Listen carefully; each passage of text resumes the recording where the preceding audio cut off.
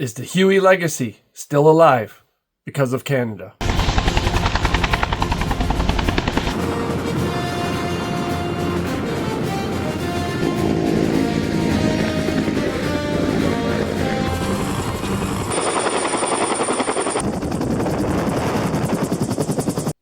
The Huey line of helicopters can trace its origins back to Fort Worth, Texas in the 1950s.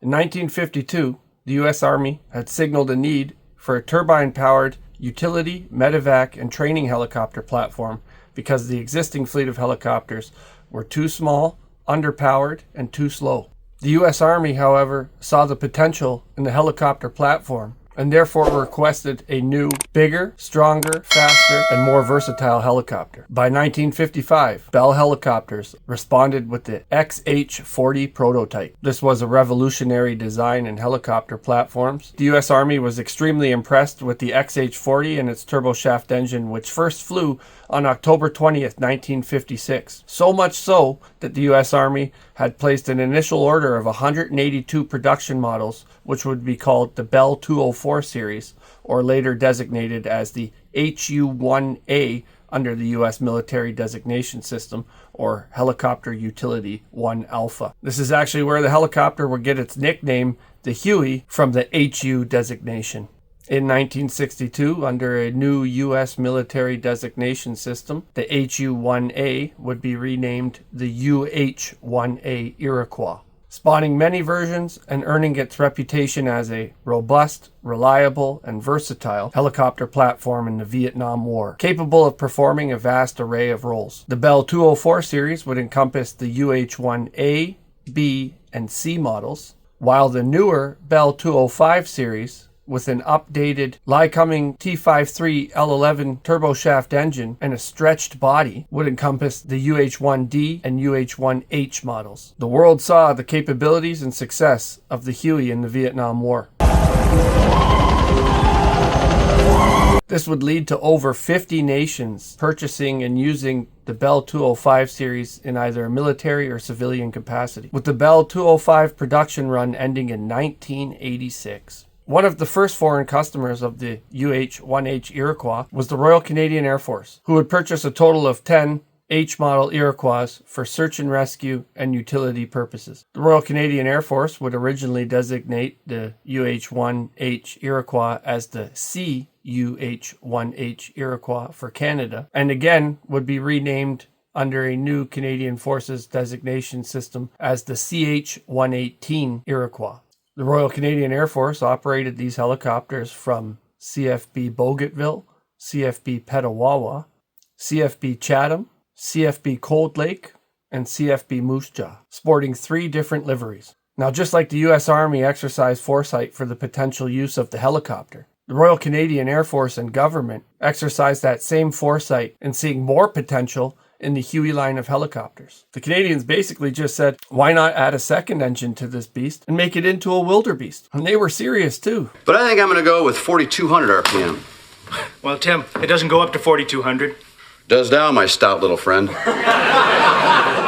I rewired it. So serious, in fact, that they, the Canadian government, requested Bell to develop a twin-engine version of the Huey. Together, the Canadian government and Bell Helicopters in 1965 would approach Pratt & Whitney Canada to develop these engines for the new Huey. These engines would end up being the PT-6T3 twin-pack turboshaft engine, or the T400 CP400 in Canadian. Now, the Canadian government wanted to build this helicopter so bad and saw so much potential in the platform that it offered Bell and Pratt & Whitney Canada substantial loans, subsidies, and incentives to develop this helicopter and these engines. It's the biggest helicopter leasing event in the Western Hemisphere since 1997.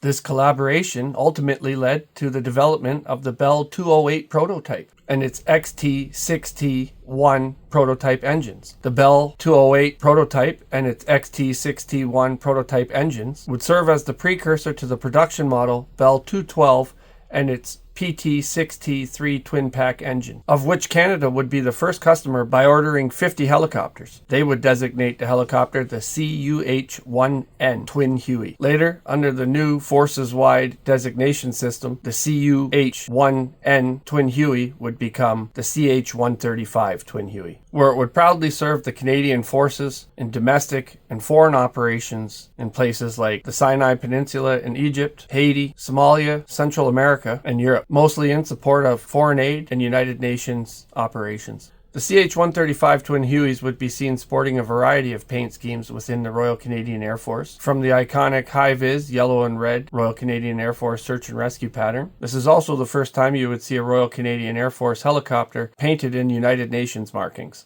The CH-135 Twin Huey would only go on to serve as a tactical utility and search and rescue platform for the Royal Canadian Air Force. It was never armed. Over 20 nations would soon acquire the UH-1N.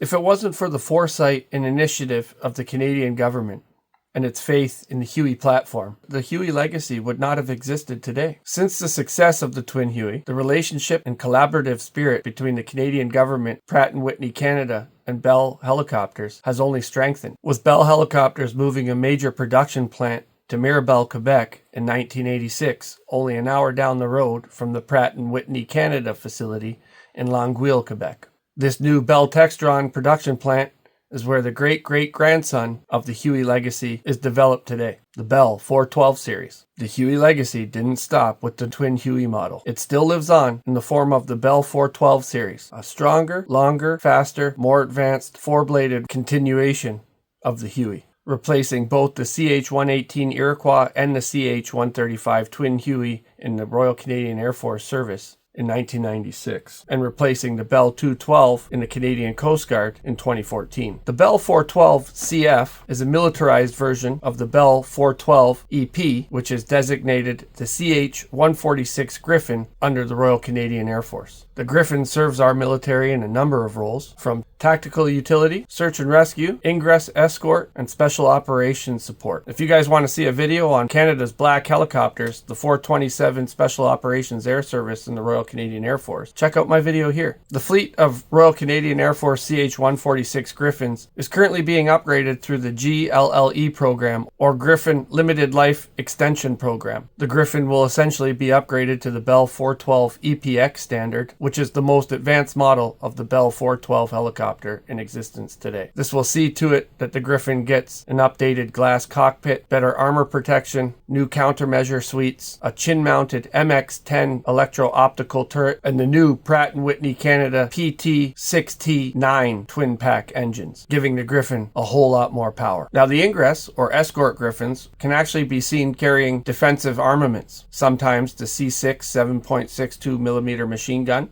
the M134 Dillon minigun, or the GAU 2150 caliber machine gun, or a combination of these weapons. These weapon systems are used for escort and defensive measures only, and are only ever seen on the port and starboard side of the helicopter. Unlike other Bell 412s, the Griffon opted to side mount its MX-15 electro-optical turret instead of chin mounted. But under the new GLLE program, you will see the Griffons with a chin-mounted EO turret. Unfortunately, there are no close support versions or attack versions of the Griffon. However, I was able to find pictures of a Griffon sporting an OMS-1 mount for UH-1 Hueys, or an ordnance mounting system, which is capable of incorporating a vast array of weapon systems. Here we see the Griffon sporting what seems to be M260 rocket pods, a GAU 1950 caliber machine gun, and Hellfire. Now, I have no background information on where these pictures come from. I can only imagine that this was some sort of test setup for some kind of research flight for the possibilities of close support in Afghanistan. This probably took place at CFB Gagetown, but I can't be sure. I'm only speculating.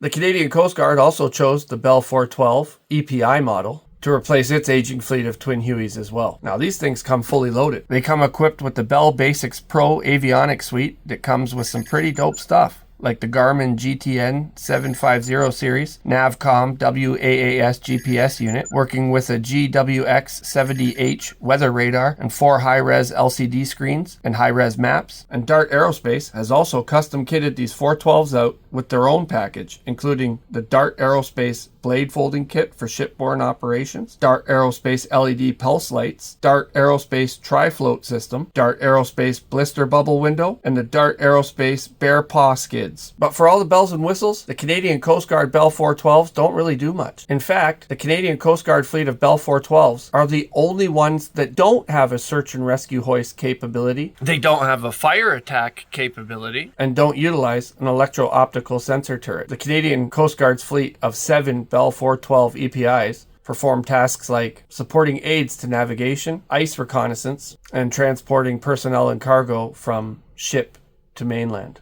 They are not, however, utilized for search and rescue hoist operations, fire attack, or law enforcement operations. This does kind of seem odd and wasteful to me. You would think that the Royal Canadian Air Force could provide a couple search and rescue hoists on loan to the Canadian Coast Guard, since the Canadian Coast Guard has recently been militarized. This could take some burden off the Royal Canadian Air Force's domestic mandate for search and rescue, and increase the reach of search and rescue capabilities across Canada. The Bell 412 and its many variants and trims serve in niche roles across the Royal Canadian Air Force, other government agencies, the private sector, in Canada and around the world, from civilian fire attack, search and rescue, VIP transport, policing, anti-submarine warfare, training, and research and development. Not just in Canada, but around the world, ensuring that the Huey legacy still lives on. All thanks to Canada. You may have heard that 427 SOAS Squadron, or Special Operations Air Squadron, as part of CANSOFCOM in Canada, are requesting to replace the Griffon helicopters immediately. It looks like they're going to be the first unit to be able to replace their Griffons, but they haven't told us what the options are going to be. So I'm going to predict 4 options, and you guys tell me what you think. It'll be one of these 4 options. Number 1, and I think it's the most likely because I've actually worked with 427 and CANSOFCOM guys, and they always said they wanted the Blackhawks. So it looks like the MH-60M DAP Blackhawk is option number 1. The other options are the UH-1Y Venom, which is still being produced, the MH-139 Grey Wolf, and last but not least, the only foreign contender on the list, the NH-90. So let me know what you think, guys. What do you think that 427 Squadron is going to choose to replace their Griffons?